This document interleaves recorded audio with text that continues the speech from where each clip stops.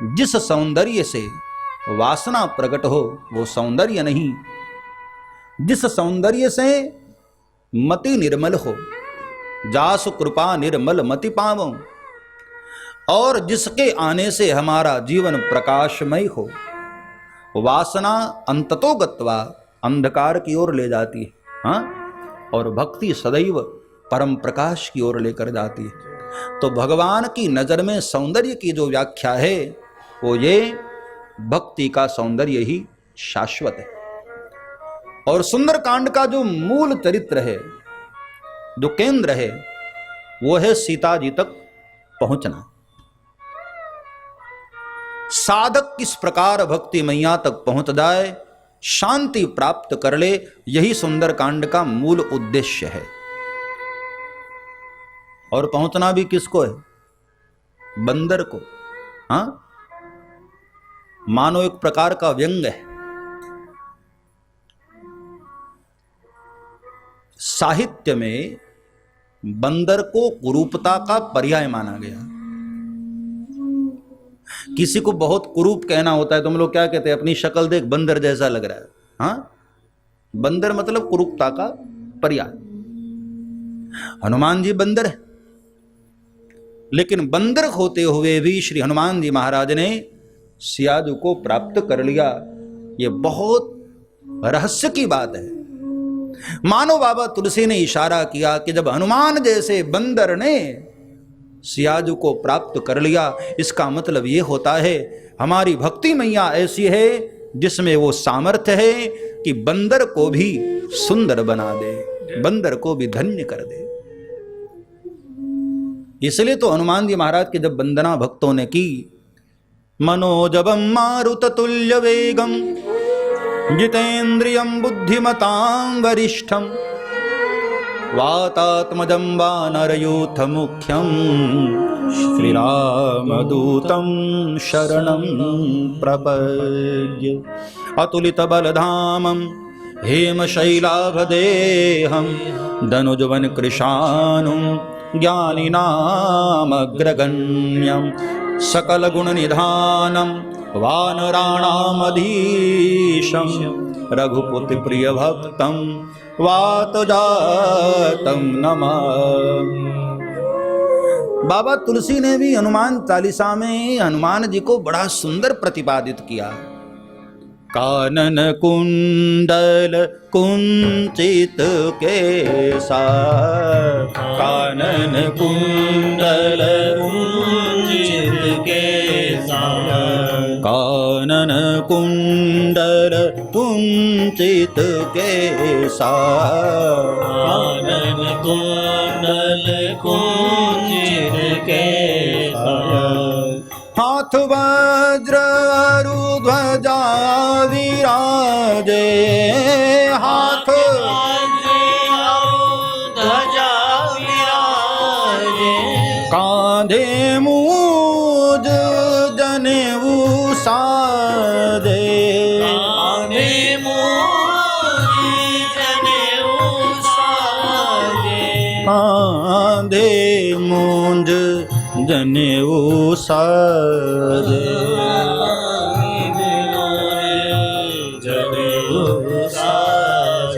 कांधे मूंज जनेऊ साजे, कांधे मूंज जनेऊ साजे, कानन कुंडल कुंचित केसा, कानन कुंडल कुंचित केसा।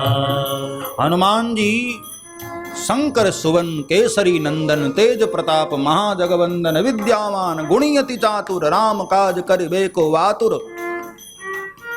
और कैसा सौंदर्य है, सुवेश है हनुमान जी का। कानन कुंडल कुंचित केश, कुंचित केश का मतलब है घुंघराले केश, बड़े सुंदर हैं हनुमान जी। मतलब ये हुआ सियाजू के दर्शन के बाद बंदर भी क्या सुंदर हो गया। हाँ, एक बंदर होते हुए भी हनुमान जी महाराज ने सियाजू को प्राप्त कर लिया।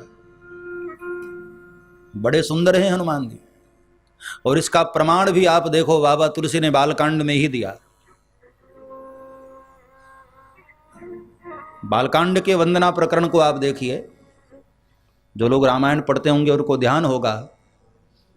कपिपत्नी श्रीछ निशाचर राजा।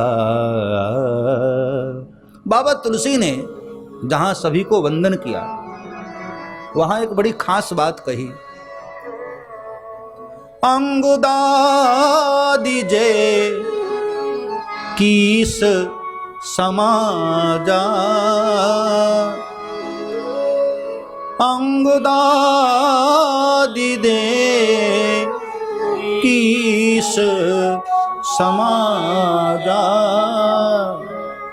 बंदऊं सब के चरण सुहाए, बंदऊं सब के चरण सुहाए।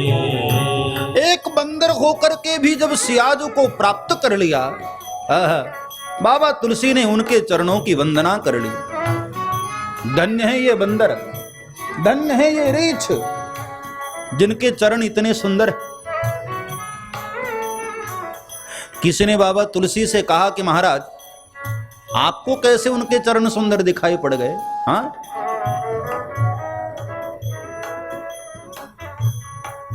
आपको कैसे पता कि उनके चरण इतने सुंदर हैं? तो आगे की लाइन में बाबा तुलसी ने उसका कारण भी बता दिया। अधम शरीर राम जीन पाए, अधम शरीर राम जीन पाए, अधम शरीर राम जीन पाए, अधम शरीर राम जीन पाए। बंदऊं सब के चरण सुहाए, बंदऊं सब के चरण सुहाए, बंदऊं सब के चरण सुहाए, बंदऊं सब के चरण सुहाए। ऐसे रीक्ष बंदरों को बाबा तुलसी कहते हैं, मैं प्रणाम करता हूं जिनके चरण इतने सुंदर हैं। मतलब ये हुआ कि बंदर होते हुए भी जिन्होंने भक्ति की यात्रा की, राम काज करने के लिए जिन विचारों ने इतने इतने संघर्ष किए, इतनी लंबी यात्रा की, हकीकत में उन्हीं के चरण धन्य हो सकते हैं। ऐसे ऋक्ष बंदरों को बाबा तुलसी ने सुंदर चरण कहकर प्रणाम किया, वंदन किया।